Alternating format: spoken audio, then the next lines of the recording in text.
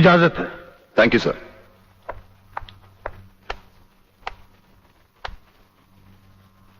Your honour, इंसाफ के इस मंदिर में आपको न्याय करते हुए कई साल हुए होंगे और इन सालों में आपके सामने रेप और मर्डर्स के अनगिनत केसेस भी आए होंगे। क्या उन अनगिनत केसों में आपके सामने कोई ऐसा केस आया है जहां कत्ल और बलात्कार करने वाले ने जिसके ऊपर बलात्कार किया है उसे खुद अस्पताल पहुंचाया हो? ये तो अभी तक सुना नहीं कभी। सही कह रहा है ये, कुछ ना कुछ गड़बड़ जरूर है। बहुत बड़ी ऑर्डर, ऑर्डर। इंस्पेक्टर वागले, मुझसे सवाल करने की बजाय आप इस केस में रोशनी डालिए। वही कोशिश कर रहा हूं सर। अदालत सरकारी वकील की जिन दलीलों को मद्देनजर रखते हुए इन लड़कों की जमानत नामंजूर कर रही है, मैं उन्हीं दलीलों के बारे में कुछ कहने की इजाजत चाहूंगा। इजाजत है। सरकारी वकील का कहना यह है कि अनीता चौधरी की लाश के पास संजय चौहान का पर्स मिला। हो सकता है बेहोश राधा टंडेल को उठाते वक्त वो पर्स वहां गिर गया हो। अब इनका कहना यह है कि राधा टंडेल ने इन लड़कों के खिलाफ बयान दिया है। यह भी तो हो सकता है कि वो बयान उसे किसी के दबाव में आकर दिया हो। जिस डॉक्टर ने बलात्कार की रिपोर्ट बनाई वो भी खरीदा गया हो। आपकी इन दलीलों से अदालत अपना फैसला नहीं बदल सकती। यह फैसला आप जबरदस्ती इन पर लाद रहे हो। इंस्पेक्टर वागले, अगर मैं चाहूं तो अदालत की तौहीन के जुर्म में मैं तुम्हें अभी टर्मिनेट कर सकता हूं। कोई परवाह नहीं है मुझे इस बात की। मेरा तो विश्वास उठ गया इस कानून से। कौन सा कानून, कैसा कानून? यह कानून तो चंद मुजरिमों की रखेल बन बैठा है। इसलिए लोग अदालत का दरवाजा खटखटाने के बजाय गुंडों की चौखट चूमते हैं। Take him out of the court. अगर जिंदगी में किसी से रिश्वत ना ली हो तो ही मुझे हाथ लगाना। हम लोगों को मार के वो दोनों भाग गए। क्या बात है डॉक्टर साहब, आप इतने परेशान क्यों हैं? इंस्पेक्टर साहब, पता नहीं वो 3 लड़के इस लड़की को बेहोशी की हालत में यहाँ लाए। मैं आपको बुलाने गया, इतने में वो भाग गए। भाग गए?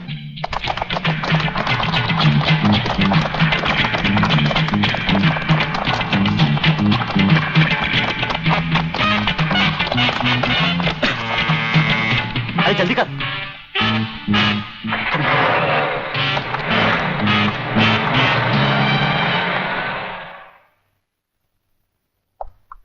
सर, ये है उस लड़की की मेडिकल रिपोर्ट। रेप केस है? नो सर, लड़की के पेट में 2 महीने का बच्चा है। लड़की को होश आया? No sir. उसका कुछ अता पता? अब तो उसके होश में आने के बाद ही पता लगेगा कि वो कौन है और उसके पेट में बच्चा किसका है।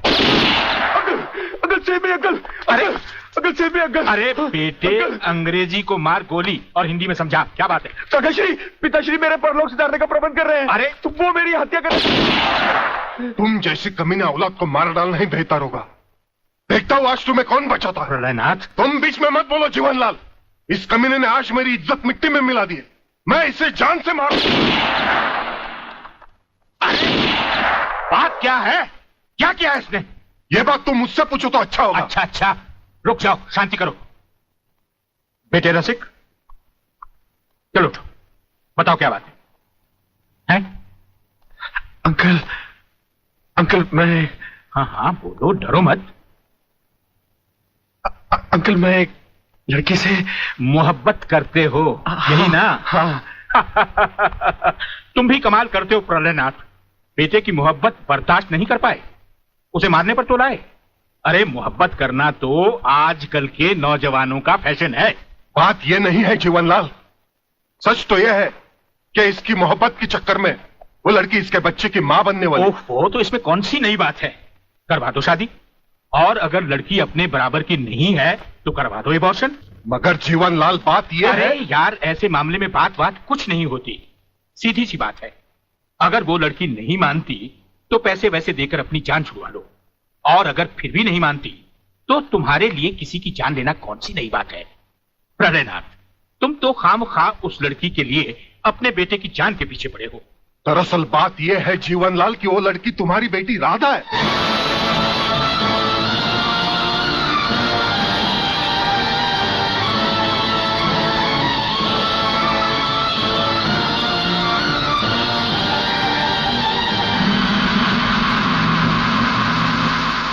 सारी चीजें दर्ज कर ली? जी साहब। और हाँ, इस डेड बॉडी को जल्द से जल्द पोस्टमार्टम। साहब ये पर्स मिला है।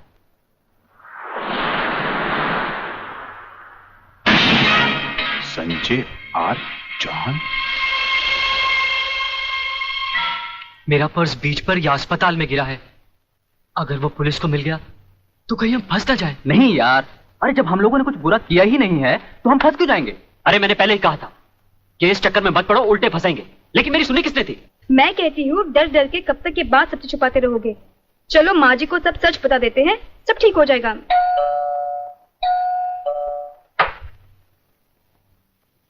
नमस्ते। नमस्ते। क्या बात है इंस्पेक्टर साहब? हम शक की बुनियाद पे आपके बेटे संजय और उसके 2 दोस्तों को गिरफ्तार करने आए हैं। गिरफ्तार? क्यों? क्या जुर्म किया है उन तीनों ने? ये आप अपने बेटे से पूछ लीजिए।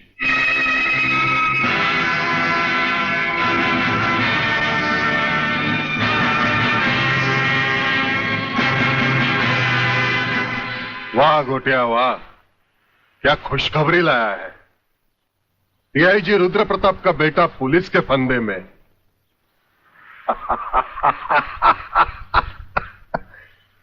बाप ईमानदारी की मौत मर गया, अब बेटा कानून की मौत मरेगा।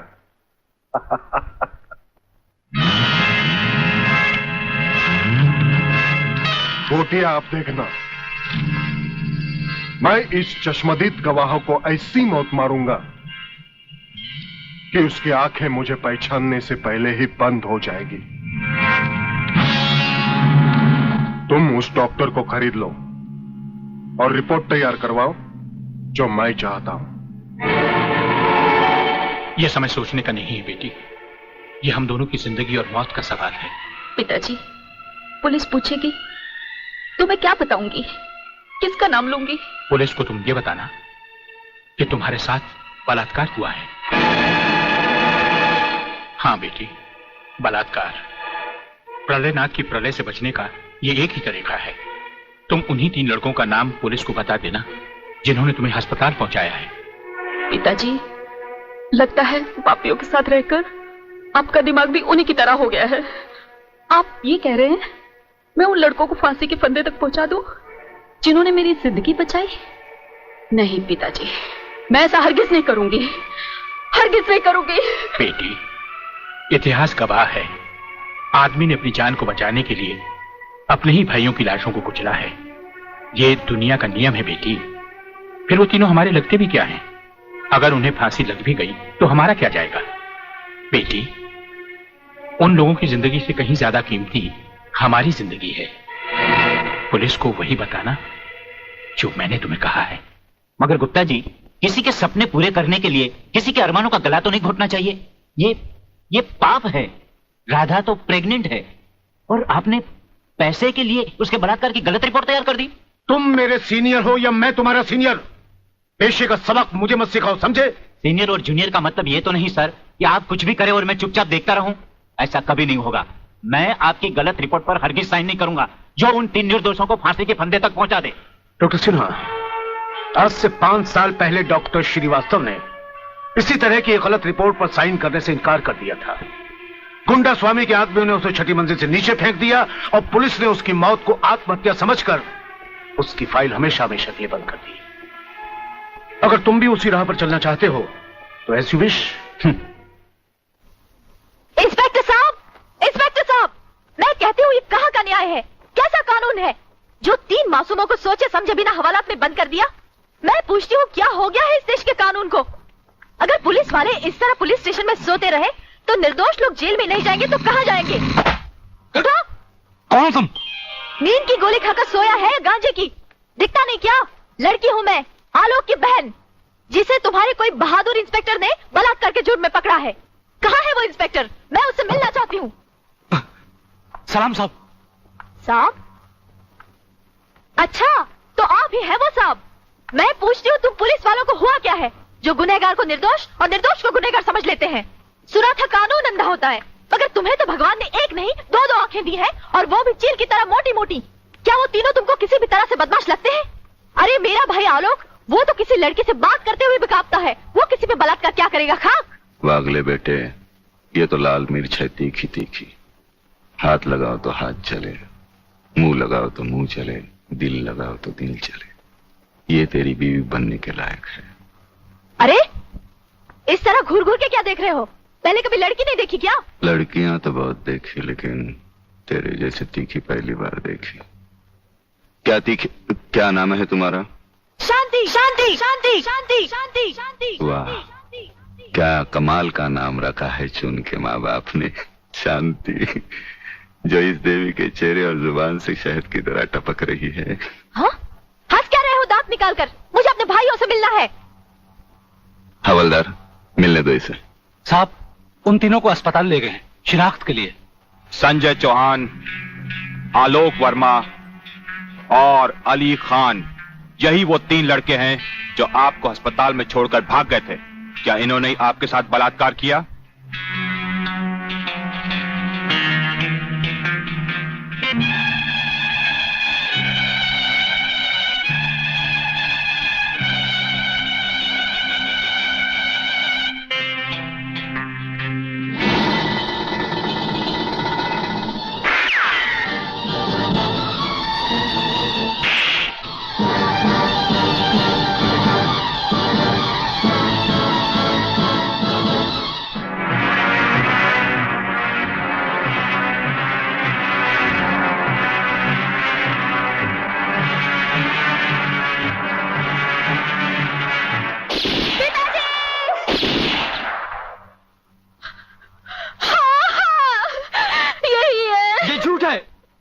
ये सरासर झूठ है। हमने कोई बलात्कार नहीं किया। सच कह रहा है मेरा बेटा। इंस्पेक्टर साहब, ये झूठी है, झूठी है ये। तुम लड़की नहीं, लड़के के नाम पर एक कलंक हो। अरे जरा इन मासूम चेहरों को देखो जिन पर तुमने मौत की स्याही पोत दी है। इनकी सहमी हुई आंखों को देखो जिनमें तुमने मौत की दहशत भर दी है। और फिर मेरी आंखों में आंखें डालकर देखो, क्या इन्होंने तुम्हारे साथ बलात्कार किया था? इंस्पेक्टर, कौन है ये औरत? इसे बाहर ले जाओ। हवलदार, पकड़ लो इसको। खबरदार, अगर किसी ने भाभी को हाथ लगाया तो।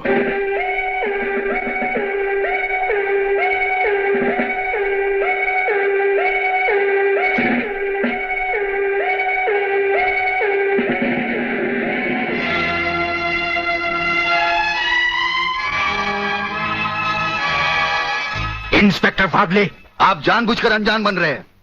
आप अच्छी तरह जानते हैं कि ये डीआईजी रुद्र प्रताप चौहान की पत्नी है।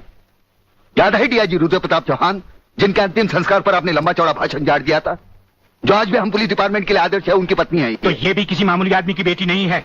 ये इस राज्य के मंत्री जीवनलाल टंडेल की बेटी है। और जानते हो इन तीनों ने इसके साथ क्या नर्क किया है? कुछ नहीं किया। ये किसी की साजिश है जिसमें इन तीनों को फंसाया जा रहा है। लेकिन मैं भी दूध का दूध और पानी का पानी करके रहूंगा।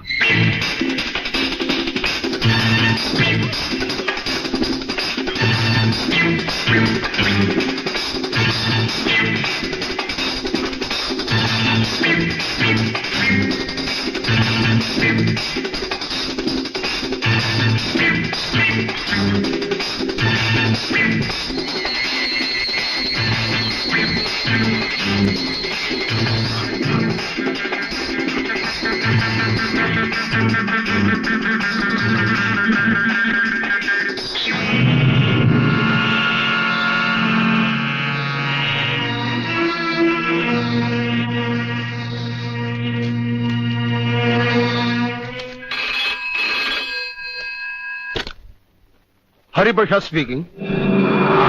जज साहब, मैं प्रलयनाथ गुंडा स्वामी बोल रहा हूं।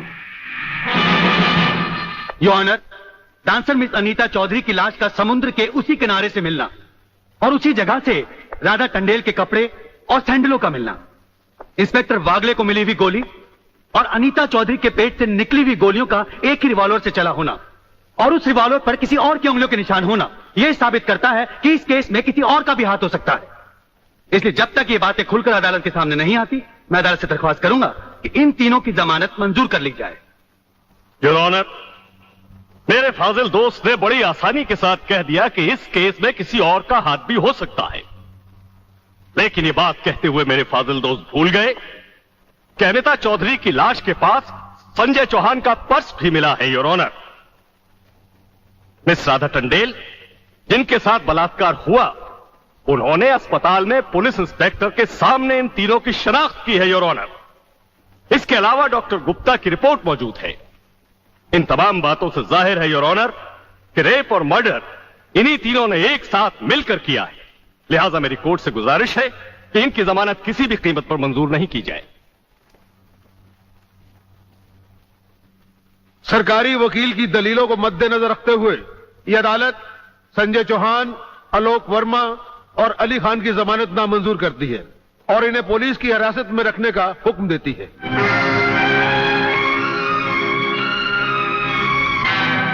योर ऑनर, मैं इंस्पेक्टर वागले इस केस की छानबीन मैं कर रहा हूं। अदालत से इस केस के बारे में कुछ कहने की इजाजत चाहता हूं। इजाजत है। Thank you sir.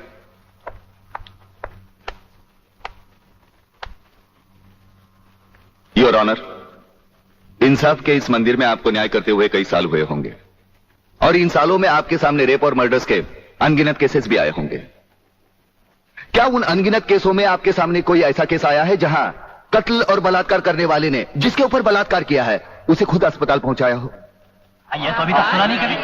सही कह रहा है ये बात। पिछला दिन गड़बड़ जरूर है। बहुत बड़ी ऑर्डर, ऑर्डर। इंस्पेक्टर वागले, मुझसे सवाल करने की बजाय आप इस केस में रोशनी डालिए। वही कोशिश कर रहा हूं सर। अदालत सरकारी वकील की जिन दलीलों को मद्देनजर रखते हुए इन लड़कों की जमानत नामंजूर कर रही है, मैं उन्हीं दलीलों के बारे में कुछ कहने की इजाजत चाहूंगा। इजाजत है। सरकारी वकील का कहना यह है कि अनीता चौधरी की लाश के पास संजय चौहान का पर्स मिला। हो सकता है बेहोश राधा टंडेल को उठाते वक्त वो पर्स वहां गिर गया हो। अब इनका कहना यह है कि राधा टंडेल ने इन लड़कों के खिलाफ बयान दिया है। यह भी तो हो सकता है कि वो बयान उसे किसी के दबाव में आकर दिया हो। जिस डॉक्टर ने बलात्कार की रिपोर्ट बनाई वो भी खरीदा गया हो। आपकी इन दलीलों से अदालत अपना फैसला नहीं बदल सकती। यह फैसला आप जबरदस्ती इन पर लाद रहे हो। इंस्पेक्टर वागले, अगर मैं चाहूं तो अदालत की तौहीन के जुर्म में मैं तुम्हें अभी टर्मिनेट कर सकता हूं। कोई परवाह नहीं है मुझे इस बात की। मेरा तो विश्वास उठ गया है इस कानून से।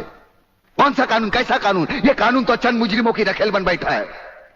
इसलिए लोग अदालत का दरवाजा खटखटाने के बजाय गुंडों की चौखट चूमते हैं। Take him out of the court.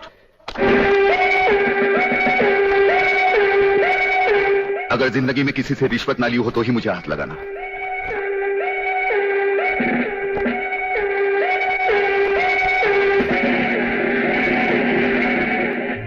इन्हें गिने भुक्कड़ लोगों की वजह से यह अदालत शतरंज की बिसात बन गई है, जहां कोई भी आकर कानून से खेल सकता है। लेकिन इन खिलाड़ियों को अगर मैंने सच्चा कानून नहीं सिखाया तो मेरा नाम भी शिवाजी राव वागले नहीं।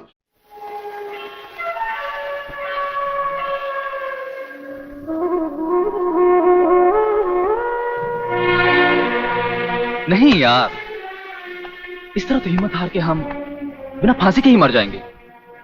ये क्या हो गया तुम दोनों को यार? अली, सोचता हूं मेरी बहन शांति पर क्या बीत रही होगी। मुझे पढ़ा लिखा कर एक बड़ा इंसान बनाने के लिए क्या कुछ नहीं किया उसने। लोगों के घर में काम कर करके अपने हाथों पे मेहंदी की जगह छाले डाल ली उसने। आलोक, तुम्हारी तो वो सिर्फ बहन है, मगर मेरे लिए वो बहन भी है और मां भी है। अगर बचपन से ही उसका प्यार मुझे ना मिला होता तो शायद ये अनाथ सड़कों पर ही अपना दम तोड़ देता। मेरी मां पर भी क्या बीत रही होगी। वो तो रो रो कर पागल हो गई होगी। अगर मुझे कुछ हो गया तो उसका भरोसा भगवान पर से भी उठ जाएगा। तुम इन 3 लड़कों के केस में कहां उलझ गए? हो सकता है इन बच्चों का केस महज इत्तेफाकी हो। इत्तेफाक नहीं है सर। ये कड़ियां भले ही अलग अलग नजर आ रही हो, लेकिन अगर गौर से देखें तो ये सब एक ही जंजीर की कड़ियां हैं, जिसमें एक न एक दिन जीवनलाल टंडेल, रसिकनाथ और गुंडा स्वामी की कलाइयां फंसेंगी। ये इत्तेफाक नहीं है सर, इत्तेफाक नहीं है।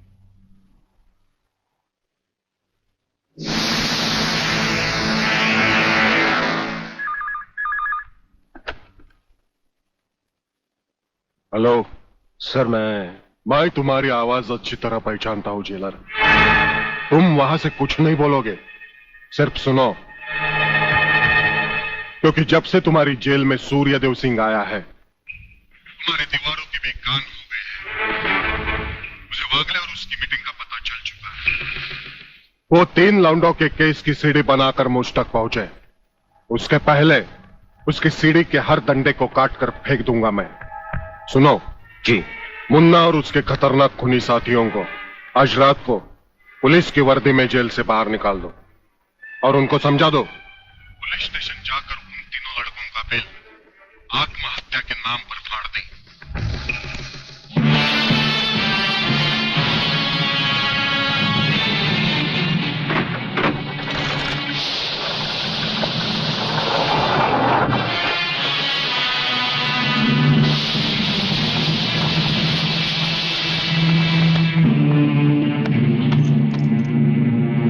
टेलीफोन का वायर काट दो,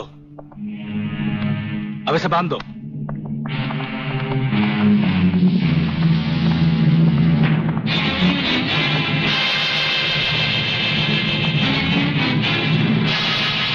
डरो मत, तुम्हारी जमानत हो चुकी है। हम लोग तुम्हें रिहा करने आए हैं।